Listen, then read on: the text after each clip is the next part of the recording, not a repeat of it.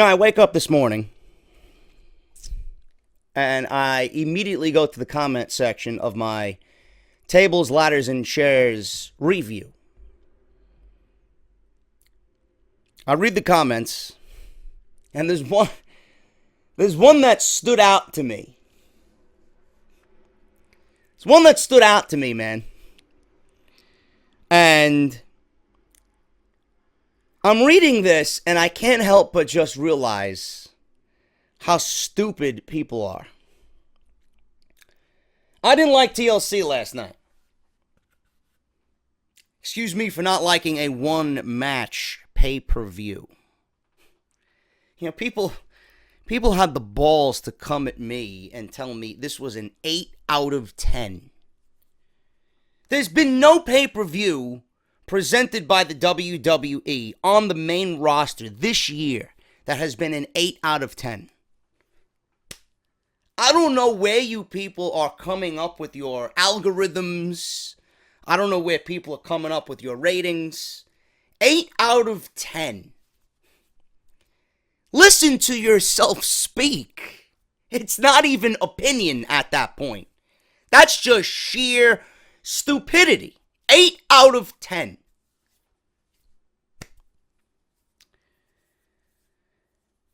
We learned a few things last night. Actually, let me go back to the comment that I made mention to. I didn't like TLC, and someone called me a Jeff Jarrett Global Force Wrestling cocksucker. I don't know what me disliking TLC has anything to do with me being a Global Force Wrestling fanboy. We learned a few things last night from TLC. We learned that Jason Jordan, growing up, really wanted to be on Supermarket Sweep. We also learned that Roman Reigns has viral meningitis. Kurt Angle filled in as Roman Reigns' stunt double. Braun Strowman reprised the role of Shredder in the original Ninja Turtles movie. Asuka on her way to being mistreated on the main roster, no question. I predicted Bobby Roode would be ruined in 2 months. It took less than that. Shinsuke Nakamura mistreated on SmackDown Live. The blueprint for Asuka's failure is written in the WWE stars. No, but this pay-per-view was an 8 out of 10. This pay-per-view was an 8 out of 10. 8 out of 10 on what planet? On what planet? People really have low expectations. People really just love sinking in that sea of mediocrity. You know? What made this show an 8 out of 10, man? I don't know, but I know there's a lot of people out there that just honestly can't handle the fact that this channel is nothing but the realest wrestling channel on YouTube. I sit here and sugarcoat nothing. I come on here and I give it to you as I see it. I watch the product from the eyes of a creative booker, and I watch the product through the eyes of a fan, which I am and have been for 30 years. I have grown up with wrestling being one of my passions. It's been a lifelong dream of mine. Nobody will tell me, and nobody has the right to tell me, that I don't know what I'm talking about, because we all know that's a lie. We all know that's a lie. So when I hear the opinion of a mere casual who knows nothing about anything that they're watching, I know for a fact that they're not piecing together and they're not watching the show the same way that I am. That's fine. That's fine. You can watch the show as a fan. I'm watching the show to do a job. I'm watching the show to open eyes and give you guys a review worthy of a review.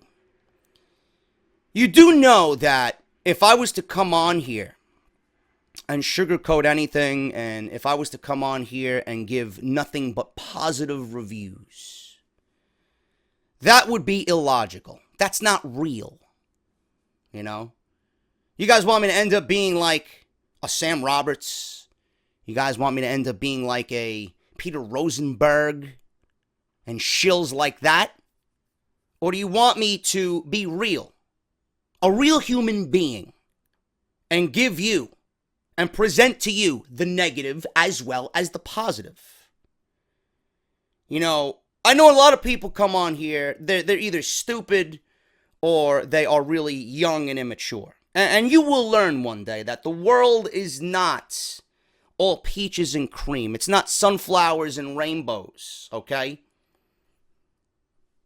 The world out there is fucked up. There's a lot of negative in this world, and that spans not only real life, but also what we see on television. We are a fan of the WWE. Do you know how many people I listened to who did not like the show? You know how many people I read comments from yesterday that had the same opinion that I did? You know how many people actually hated The Walking Dead last night? It wasn't the greatest season premiere, but it's telling a story. I enjoyed it. What did you expect from a season premiere? Did you expect more death? Did you expect the season premiere that we got in season 7? When Negan bashed Glenn in the head with Lucille? When Abraham was fucking beaten to a pulp? Did you want that? Yeah, that's great. But the story is being told. A lot of negativity out there. I'm here to report what I see. And what I see is a lot of negative. When there's positive, just join me on Wednesdays for NXT. Because anybody with a brain knows that what's happening on the main roster right now is not positive. It's not positive. You know, there are experts out there who are all excited about Kurt Angle's return, and there's experts out there that's excited about Finn Balor and AJ Styles and Asuka's debut and getting all excited and developing one big massive boner over nothing. Over nothing. The one thing that we learned last night from TLC is that the wrestling community is nothing but a cancerous-filled environment, filled with a bunch of idiots who don't know any better, who feel like they have a voice when they really don't. I'm in front of the camera. I'm the one nearing 100,000 subscribers. I have a nice Audio-Technica microphone with a nice little blue filter inside. Do you? No. You're the ones on the opposite end of the computer screen watching me talk, but yet refusing to listen to me.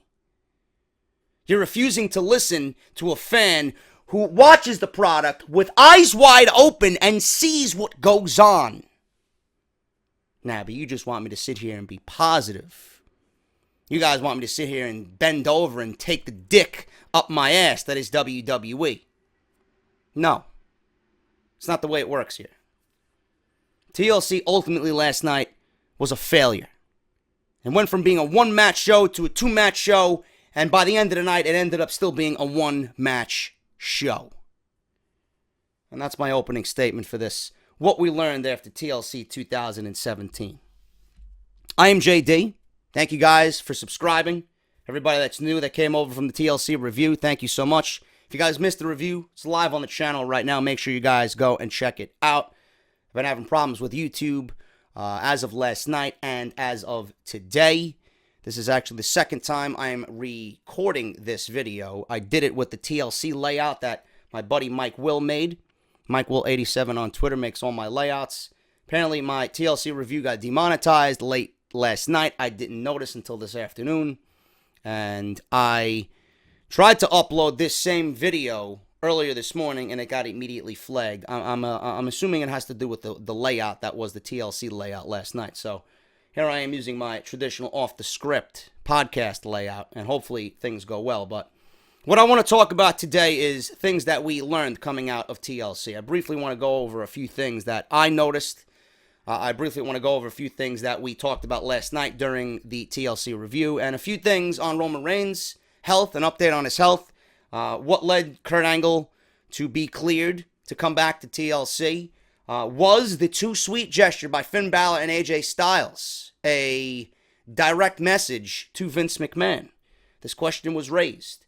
Also, we're going to talk about Asuka and why I did not like Asuka's debut on Monday Night Raw, and what she will be doing tonight or at TLC, and what she will be doing on Monday Night Raw tonight. And we're going to talk about Braun Strowman. Did he turn babyface last night with his pretty much breakdown on the Miz's team going after Kane? So we're going to talk about all that. Also, I have something that just blew my mind. Blew my mind from William Regal last night. William Regal tweeted out during the Finn Balor match something that I have been saying for months about the Cruiserweight division. But in reference, he was talking about Balor and Styles and what they did last night. But it all correlates and it all comes together to mean the same thing. And that's what I want to start off with, man. We're going to start off with AJ Styles and Finn Balor. AJ Styles and Finn Balor, they had a very good match. Okay, I want to get it out there. Very good match. People are telling me it was great. People are telling me it was match of the year. No. No, it was not. Nothing has been better than Pete Dunne and Tyler Bate this year. And that was on NXT TakeOver Chicago. That match had everything. Storytelling, athleticism, two great wrestlers, the crowd, Chicago, TakeOver, NXT. Had everything. There's not one match on the WWE main roster or NXT this year that even came close to what those two guys did. 20 minutes in that ring, and they tore the house down. Balor and Styles did not top Dunne and Bate. End of discussion. AJ Styles and Finn Balor had a very good match. Was it great? No. There was several reasons why it wasn't great. Do you want to know what I seen? AJ Styles was jet-lagged. I know that. He don't have to show it. He don't have to tell it to anybody. I know it. Because I'm assuming it took him about 17 hours to get from South America to Minnesota just to be there for this show. They had no way to plan what they wanted to do. So this pretty much was in and out. They did what they did, and they kept it basic. And people were going to eat it up because it's Finn Balor and AJ Styles, and everybody loves Finn Balor and AJ Styles. So one can imagine what this match will be when properly planned, with a great storyline, and when both men are rested. That's all I'm going to say on that. AJ Styles and Finn Balor gave us a very basic dream match. It wasn't anything that blew our minds. They didn't go outside their comfort zone. They didn't do anything different than what we are usually accustomed to seeing. AJ Styles did very AJ Styles-like things. Finn Balor did very Finn Balor-like things. They didn't go outside their comfort zone, and they didn't go to the extreme to give us a WrestleMania-esque match that we know these guys can put on. It was a good match. It was fun. The crowd loved it. The crowd ate it up. It was memorable just because of who both guys are and where they came from, being that this is the first match between these two ever, and it's happening in WWE. It was fun. Was it great? No. When I think great, I think Bret Hart, Mr. Perfect, 1993 King of the Ring. When I think great, I think Austin and Bret Hart at WrestleMania 13. When I think great, I think of Mankind and The Undertaker and the feud that they had. When I think great, I think Shawn Michaels and The Undertaker at WrestleMania 25. That's great. This was good. And this match saved this show from completely sinking. Did this one match bring this show to an 8 out of 10? I don't know where you people are getting your ratings from, but no, it did not. And that's the God honest truth. AJ Styles responds to the idea that the Too Sweet at TLC was a shot from Vince McMahon at the Young Bucks. People also thought this was a shot at Vince McMahon. That they went, rogue, and they said, screw it. We are the Bullet Club. But people are wondering if this was a shot from Vince through AJ and Finn to the Young Bucks. AJ Styles and Finn Balor put on a great match. Good match. Report says great. JD says good. At tables, ladders, and chairs. The match was made at the last minute after news broke that Bray Wyatt was ruled out of the show due to viral meningitis. After the match, Balor and Styles used the two sweet hand gesture in the middle of the ring in what was a cool moment. A fan on Twitter joked that Balor and Styles were doing the two sweet as a subtle shot from Vince to the Young Bucks. In case you missed it somehow, WWE sent the Young Bucks a cease and desist to stop using the two sweet hand gesture a few weeks ago. AJ says that it wasn't a shot from Vince at all. AJ says, and I quote, "Just so you know," he's referring to someone by the name of Louis Pumar on Twitter, who is apparently verified. I don't know why he's verified or where he is from, but he says, "Just so you know, Louis, Vince had nothing to do with the two sweet between Finn and I. In fact, I say it was two men showing the world that we haven't forgotten where we came from. Forever, we love our BC brothers." So there you go. AJ Styles giving it to you from the heart, honestly, what he thought of the ending sequence to that match. Now, there are rumors going around that WWE is already setting up a rematch for AJ Styles and Finn Balor. Balor said after the match was over, "I think without a shadow of a doubt that the world needs to see AJ Styles versus Finn Balor 2 Sweet." It will be interesting to see when WWE decides to do this rematch. It won't happen at Survivor Series, and it probably won't happen until Finn Balor is on SmackDown with AJ, or AJ is on Raw with Finn Balor. Probably won't happen then.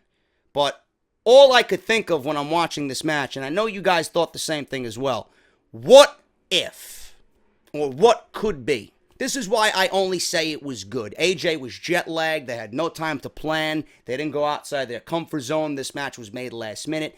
What if both men are on the same brand? What if Gallows and Anderson are on the same brand with them? What if we get a good storyline? What if this match takes place at a WrestleMania or a SummerSlam with both guys being on the same brand? What if there's a world title on the line? A lot of what ifs there. A lot of what ifs that would make this match more memorable than we got at TLC. This was great for a one-time thing, and I'm glad WWE acknowledged that it was a one-time thing and that Kurt Angle called Shane McMahon to borrow AJ Styles for a Raw-branded pay-per-view. I appreciate that. But what they did left so much on the table for a rematch. What they did last night was just, let's get through the night, give the fans a good match, and we'll talk about something else in the future. It was good for what it was. Was it great? No. I expect the next time to be better, and I hope that it is. Speaking about AJ Styles and Finn Balor, William Regal had this message for not only fans, but all wrestlers involved in this industry. And Regal said on Twitter, and I quote, "When you say, or when wrestlers say, we had a cold match and no story," I always say that, of course you got a story. You got to beat the person across the ring from you, or you can't feed yourself. Anything else you got to work with is a bonus. He continues on to say, and I quote, "Finn Balor versus AJ Styles was a perfect example of two competitors trying to win. Please remember, at the end of the day, we are portraying professional fighters, and your job is to win." And before I read someone saying, yes, they are stars in WWE, etc., etc., thousands of talent who aren't stars yet wrestle in front of a new audience every night and can win over a crowd with a competitive match. No excuses. For those that have been watching me, what have I been saying for months about the cruiserweights? The cruiserweights would have been over if WWE gave them a competitive outlet to shine. If they gave them a stage to be competitive, they would shine. I've said this word for word. You take Cedric Alexander and Kota Ibushi out of the Cruiserweight Classic. You take everything that those guys did in that tournament together, in that match, and you put that in the main event of Monday Night Raw. There is nobody on this planet that will tell me that that match won't get over. That match could have made the Cruiserweight division special. But WWE has never given any of those guys to duplicate what we've seen in the Cruiserweight Classic. Why was the Cruiserweight Classic one of the best productions that WWE has ever produced? It's because it was raw. It presented the entire tournament in a sports-like feel. It had Morrow and Daniel Bryan, who were fantastic on commentary. And the competition was there. We wanted to see what would happen week to week because the competition was there. These guys were not held down. They were not handcuffed. They were not suppressed. William Regal and the mindset of William Regal should resonate through the entire locker room on Raw and SmackDown. There's no reason why the cruiserweights should be failing this much. William Regal is exactly right. And I believe that 100%. You put those guys out there in a prime spot. You put a Johnny Gargano and a Tommaso Ciampa out there in a prime spot on Monday Night Raw, and you give them the match that we got at the Cruiserweight Classic on Raw, that shit is going to get over. People will be talking about that week to week to week to week. And if you constantly see that week to week to week to week, people will want to see the cruiserweights. People will start knowing who they are. People will start taking the initiative to go out of their way and watch their segments and realize who these guys are and do their research on these guys and want to know more about them. Fundamental. It's not working, and they're not doing the right thing. They've killed the cruiserweight division. 205 Live is dead. And WWE, I don't know if they're ever going to bring the cruiserweights back from this dismal fucking death that they are dying on Monday Night Raw. Speaking of the cruiserweights, another thing we learned last night from TLC is that the cruiserweight division is Enzo Amore's for the foreseeable future. Kalisto, I don't know if you guys knew last night or even were aware, because I'm not sure how many of you actually gave a shit about the match. Kalisto came out to his original Lucha Dragons theme. I don't know if you guys understood why they did that, but I have a hunch on why they did that, because his old theme sucked, number one. It did nothing but kill the crowd. So they got the Lucha, Lucha, Lucha chant going on in the beginning, and then they gave him his old theme back. It's kind of a little bit more fan-friendly theme to get people excited about seeing Kalisto, but in the end, people aren't excited about seeing Kalisto because Kalisto's a waste. He's a waste. And it's going... it's going in a way where it's just working ass backwards, right? They didn't want to move Neville from 205 Live to the main roster, but they got no problem moving Kalisto from the main roster, fighting heavyweights, and Braun Strowman to the cruiserweight division. If it works one way, it should work the other way. This is why I hate 205 Live. This is why I care about nothing that comes out of the cruiserweight division, because they fucked it up. I'm not scaling myself back, and I'm not giving in to the bullshit just to watch 205 Live when I know it could be done better. No, you're presenting it the way you want, and you ruined it. Did anybody think coming out of the Cruiserweight Classic that Enzo Amore was going to beat two-time Cruiserweight champion? If you did, you deserve a fucking medal. This division sucks. Enzo was pathetic. Guy's a two-time Cruiserweight champion, but Austin Aries hasn't held the title once. Neville lost the title. I'm always the one to say, if you are the best at what you do in your division, if you are the best at what you do on your brand, you should be champion. AJ Styles, is he champion? No. Is Shinsuke Nakamura champion? No. Is Samoa Joe world champion? No. Is Neville cruiserweight champion? No. Right? Give me a break. The only champion right now that is worthy of a championship in WWE, in my eyes, are the Usos. The Usos are the best tag team in WWE. They are the tag team champions. Works out. It works out. Baron Corbin, is he the best at what he does? No, he's not. I don't think Baron Corbin deserves the United States Championship. Jinder Mahal?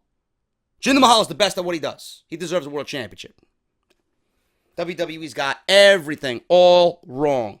Cruiserweight division will revolve around Enzo Amore for the foreseeable future. I don't know where they go from here, but apparently they're happy with Enzo. He's bringing more eyes to the 205 Live product. Who cares? I'm not watching it. You didn't get me. I'm a lifelong fan. If you didn't get me to watch 205 Live, then you ain't getting anybody like me to watch 205 Live. The people that are watching Enzo and 205 Live are the fucking idiots who don't know any better. Nobody's going to get me to watch 205 Live. You know what's going to get me to watch 205 Live? When you hit reset and you give me another Cruiserweight Classic and start all over again and present the Cruiserweights like they were in the CWC. That's when I'll watch. Till then, I don't care. Kalisto was an absolute waste. Don't even know why they gave him the title. And just as a side note, this match should have been contested in a ladder match. You want TLC? Give me TLC stipulations. This match would have made Kalisto decent for the night, and it would have given Enzo Amore a spot to be somewhat relevant in the eyes of the fans. I thought it would have been a competitive match for a ladder match. It would have concealed some of Enzo's deficiencies in the ring, but WWE didn't think that way, and what we got was a shitty Cruiserweight Championship match that once again devalues the entire division. Going back to Finn Balor is being groomed for Brock Lesnar. Why did he beat AJ Styles with a emphatic coup de grace? It's because they're setting him up for Brock Lesnar. That's why. Brock Lesnar at the Royal Rumble will probably be challenging or be challenged by Finn Balor, according to Dave Meltzer of the Wrestling Observer. Balor has been saddled with a terribly booked and, quite frankly, ridiculous storyline with Bray Wyatt. Viral meningitis did Bray Wyatt a favor, and that did absolutely nothing to help Bray Wyatt or Finn Balor at this juncture. And this has left both stars worse off than they were beforehand. Finn Balor has been highly underutilized on Monday Night Raw. And even after he's being groomed for for Brock Lesnar is Finn Balor. After he loses to Brock Lesnar, there's no way Balor is going to factor into WWE Universal Championship plans. So unless they give him a secondary title on Monday Night Raw, I think the best move for Finn Balor is to move over to SmackDown Live and rekindle that AJ Styles feud. So after this match with Brock Lesnar, what is Finn Balor going to do? He's got nothing for him. Or Vince McMahon's got nothing for him. So that's what's going on with Balor. Balor has not received a Universal Championship rematch after relinquishing the title. We're talking about over a year now that he hasn't been given a automatic rematch. It's going to come in the way of Brock Lesnar, ultimately to just be fed to Lesnar so that Reigns can beat Lesnar at WrestleMania 34, because there really is nobody else on Monday Night Raw for Brock Lesnar to run through. He beat Joe, he beat Strowman, and he's going to run through Finn Balor. There really is nobody else after that but the unstoppable Roman Reigns. Speaking of Roman Reigns, the Shield will be held together for the foreseeable future, being that Kurt Angle played nothing but a stunt double on TLC. The Shield will obviously be back for Survivor Series. Any dummy can see that. Now, the one thing that I talked about here is the one thing I want to come out of the Shield, Tea Time with Roman Reigns, or this mock reunion, or Roman Reigns and Friends, whatever you want to call it. I know it's not a Shield reunion. This is going to be a short-term thing, but it's not going to end right now. They got to go through Survivor Series, which everybody wants to see the original Shield guys together, so I'm assuming that's going to happen at Survivor Series. They're probably going to go into December. I know they're booked for some holiday tours right around the turn of the new year. Right around Royal Rumble is when we'll see cracks in the Shield form. Whether that comes from a Dean Ambrose heel turn or whether there's dissension there between Ambrose and Rollins, which eventually leads to a WrestleMania match, which I think is the best case scenario for both guys. Reigns is not going to be he's not going to be a part of that. He's going to move away from that. He's going to move into the Universal Championship title picture, because as soon as WrestleMania season comes around, it all starts with the Royal Rumble. You know WWE is going to phase out the Shield and begin their Roman initiative for WrestleMania in New Orleans. So the Shield will be together. Angle was there to put a Band-Aid over Roman Reigns not being there, and we will see the Shield again at the Survivor Series. WWE has a long rest of the year ahead of them. It's very cold right now. Television is not as hot as it should be. They have no drawing points. They have no selling points. The Shield is a selling point.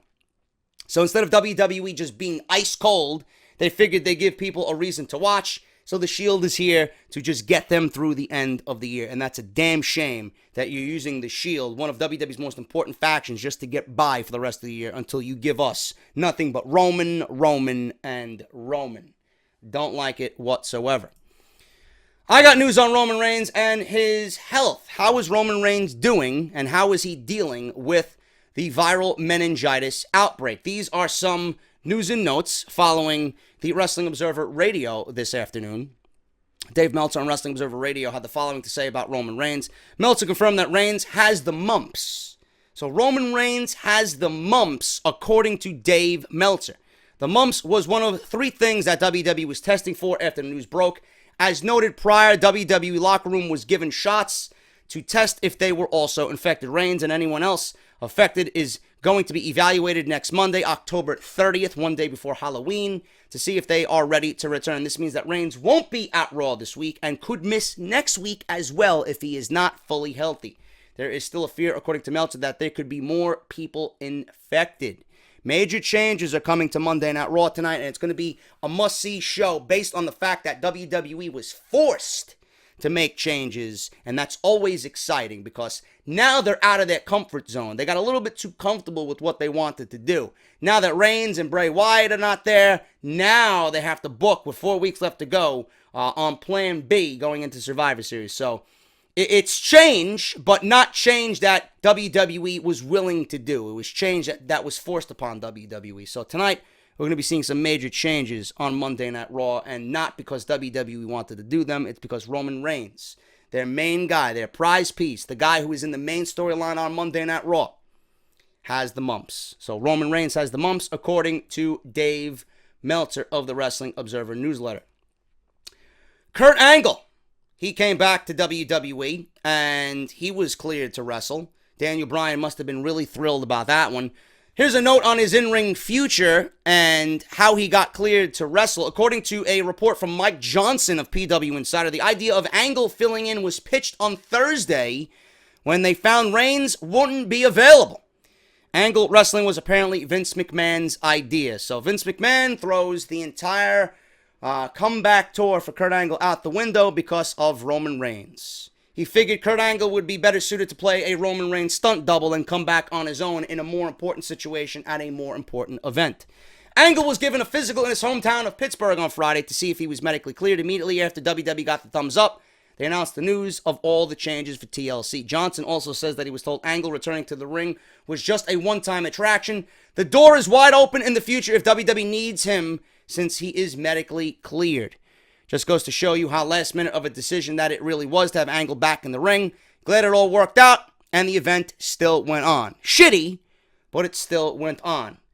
Daniel Bryan, I'm sure, like I said, is just thrilled to know that WWE would clear Angle after 3 broken necks, after a huge issue with his alcoholism and his drug addiction, but they won't clear Daniel Bryan, who was cleared by every medical doctor in the United States, except for Mr. Aman, Dr. Aman in WWE. So, before you know it, Daniel Bryan will be wrestling for Ring of Honor, and WWE will be salty as ever. So, Kurt Angle coming back, and this is the last thing I want to talk. Actually, I got a Braun Strowman note I want to mention too, being that he was in this match. Kurt Angle coming back. I also want to talk about Asuka. I'm all over the fucking place. I didn't talk about Asuka yet, which we'll get to. Kurt Angle came back, and I had an issue with this, and I just find it funny how so many experts out there, these shills, are all excited about seeing Kurt Angle. I don't know what everybody else is watching, but, you know, I've been one to say that there's not a lot of special left in WWE. There's not a lot of special left in WWE. Kurt Angle's return after an 11-year absence was special.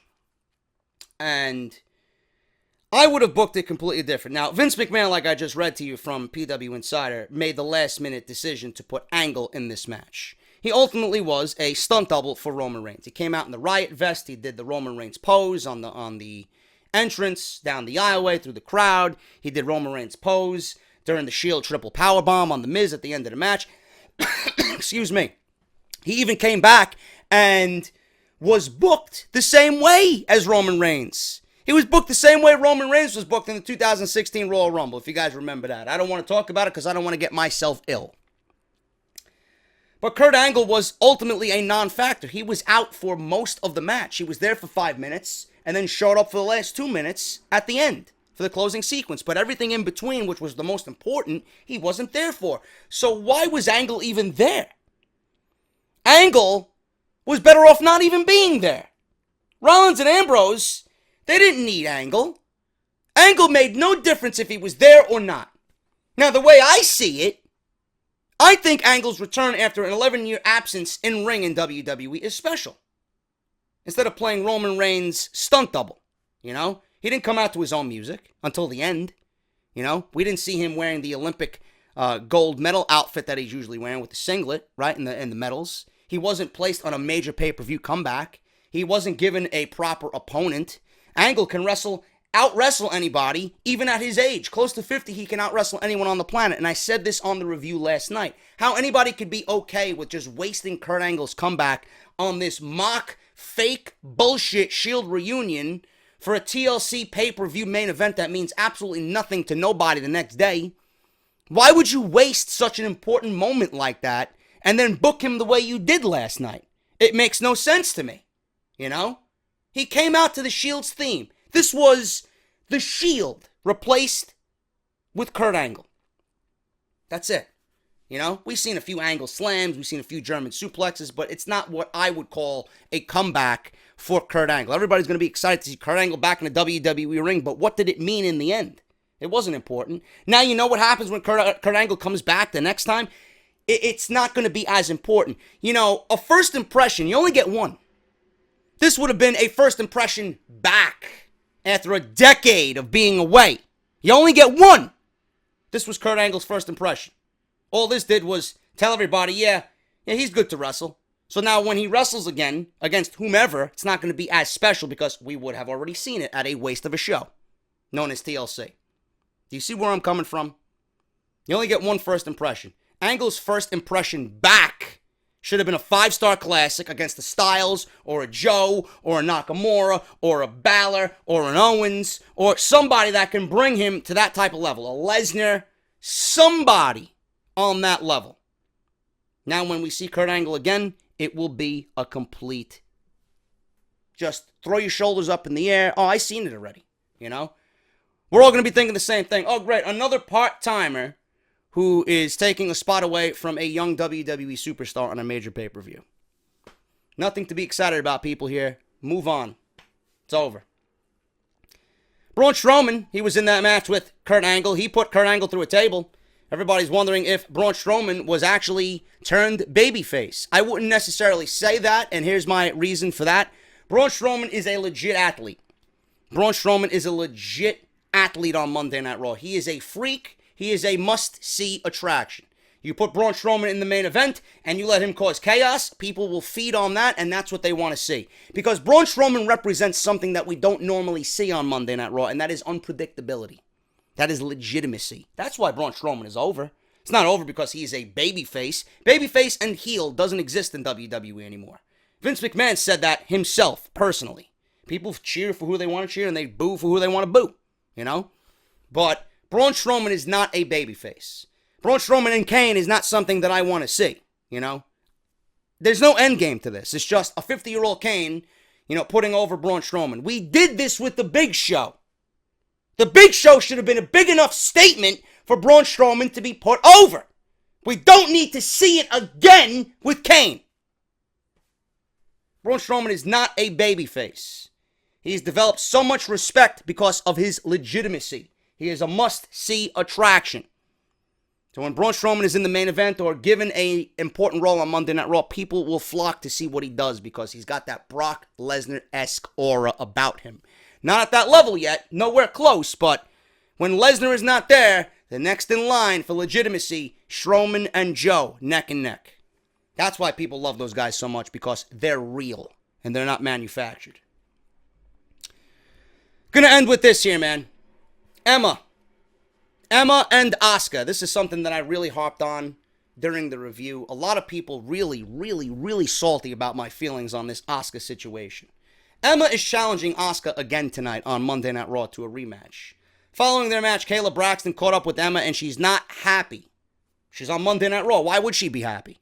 Emma said that Asuka thinks she can remain undefeated forever and it's inevitable that the streak will end. Emma is demanding a rematch on Monday Night Raw and vows to take her spotlight back. Spotlight from where? When did she ever have spotlight? Maybe in NXT? Did Titus give her a spotlight in catering? I don't know. What spotlight are you talking about? Enough with trying to pretend Emma is some big deal. She's not. She's been a failed human being on Monday Night Raw. She's a failed project on Monday Night Raw. If anybody is in need of a move, it's Emma. Emma is a failure on the main roster. Emma hasn't been important since NXT. Emma came up, they didn't use her, they gave her a shitty gimmick in Emelina, they put her back to her original gimmick, and then they still didn't use her right.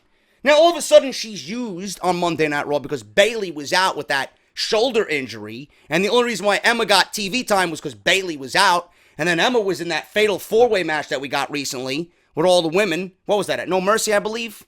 If I'm wrong, someone correct me. Then Bayley came back. Bayley came back. Unannounced. And that was made into a fatal five-way. So what was the reason for Emma to be there if Bayley was going to make her come back all along? Emma hasn't been built up enough as a credible challenger for anybody. She hasn't even been built up as a credible taste tester in Titus Catering. You're going to put her against Asuka? Asuka and her accolades are being really, really toned down in NXT. You know, the commentary is making Asuka out to be some sort of rookie, some sort of newbie. You know? And that's not the way Asuka should be portrayed. With the coming attractions that we see from Asuka, we know that she's a legit monster. We know that she's a beast. She is, in fact, a killer of everybody that crosses her path. Emma has not been given the opportunity to do anything to be built up to face Asuka at an even playing field. It's not. The match last night was a 50-50 split. It should have been 75-25. Emma got more offense in on Asuka than Asuka got in on Emma. And that's not right. Asuka should not be booked to claw and scratch a victory just barely over Emma. She should have crushed Emma in 3 minutes, and she should have dominated the match. That's what I said last night. Now, people are telling me, who wants to see a squash? Well, I don't fucking know.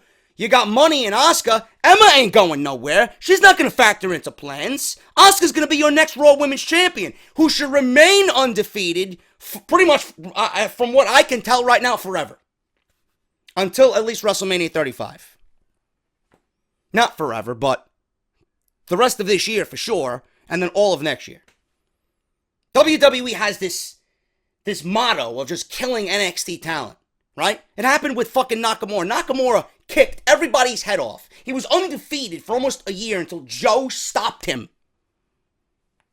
Then he comes to the main roster and he's barely scratching and clawing his way to a victory over Dolph Ziggler? What type of shit is that? How can anyone tell me that's good booking? I don't understand that. I really don't get that. Asuka should have crushed Emma. Easy. In 3 minutes or less. Now, this match will take place on Monday Night Raw. What's going to happen now? Are we going to get the match that we should have got last night? Tonight? It's not going to go 10 minutes like it did at TLC. It's going to go 3 minutes. And who's going to win? Asuka's going to win. Then what are they going to do? They're going to make Asuka look bad on her main roster pay-per-view debut and then come back and give me the right ending tonight? It ain't going to be a 10-minute affair, I'll tell you that. And by the way, for the people telling me, well, JD, you asked for a competitive match. Yeah, I did. I did. But in my mind, I know that's not the right thing. That's not the right thing. This is not the same Emma from NXT, by the way. You know? This is not the same Asuka either. Emma was booked correctly in NXT. Asuka, I watched from day one since she got down there till she relinquished the title to come up to the main roster.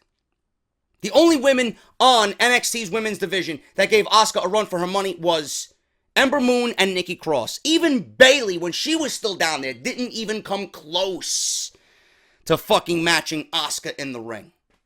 Emma should not even be at that level, period. This is not the same Emma. This is Emma who's been gone for 3 years, all of a sudden to come back, you know, and pretend like she has a chance. If she hasn't been presented that way on WWE television, then she should not be presented as such. And I made this most important aspect known on my review last night. What if Emma goes 10 minutes with Asuka at TLC, and Asuka is granted a match with Nia Jax, and she beats Nia in 3 minutes, she beats Sasha in 3 minutes, she beats Alexa. What if she's granted a women's championship title match and beats Alexa, squashed, in like 60 seconds, and she wins the title? What if that happens? Then you're going to have Emma to come out and say, well, I lasted 10 minutes with Asuka, I deserve a rematch. That automatically makes Emma better than Alexa, Nia, Sasha, Bayley, and everybody else. When we know it's not true. It's just bad booking. It's bad booking. Asuka should have slaughtered Emma. No way it was a 50-50 scratch and claw your way to a victory. It's wrong. It's wrong. I don't get this method that you're on the main roster and you got to pay your dues. I don't get this method where WWE brings up somebody from NXT and they just devalue all their work in NXT as if it doesn't even exist. Asuka doesn't have to prove anything to anybody. Her resume down there should speak volumes. WWE should really start opening their eyes to what NXT is doing and make it a part of the main roster instead of neglecting it and pretending like it doesn't exist. Asuka was booked bad last night, no question, and nobody's going to tell me otherwise. That's your video, that's your podcast, and I'm out of here, man. I'll see you guys for Monday Night Raw tonight. Monday Night Raw review live on the channel. Thank you, as always, for your continued love and support. Hit that thumbs up. Follow me on Twitter at JDFROMNY206 and hit that subscribe button down below and turn on that bell for notifications. I will begin live streaming again tomorrow for WWE 2K18. Make sure you guys look for the notification on my channel right now. It's on my dashboard. Go and check it out. Tomorrow at 2 p.m. we will be streaming WWE 2K18 My Career Mode episode number 4, my first major pay-per-view, which is the Elimination Chamber. Thank you guys so much. We'll see you guys for Monday Night Raw review tonight, and make it a great Monday, man. I'll see you tonight for the review. Talk to you later.